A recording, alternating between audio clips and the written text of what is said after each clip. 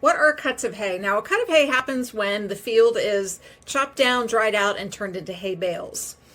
Now, the first cut is the most mature hay because it's been growing since winter or spring and it's almost fully mature. So that cut is going to be really coarse. It's super high in fiber, not as high in protein, and some horses might have trouble chewing it. The first cut typically also has a lower NSC value. Now, as you get to the second cut and sometimes even the third cut, that hay hasn't been growing very long, so it's still hoarding sugars and starches. The NSC value is going to be a little bit higher, but it's going to be less stemmy, therefore less crunchy, more palatable, and a lot of horses just really have a better time eating it.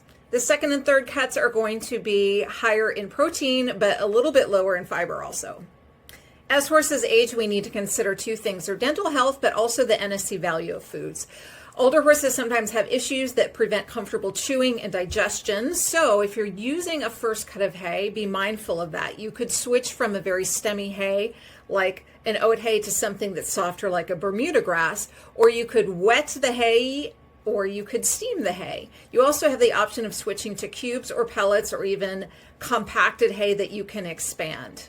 And when you're tracking your horse's NSC levels, stick to the first cuttings of hay, or you could switch to a warm season grass. Those typically have a lower NSC value.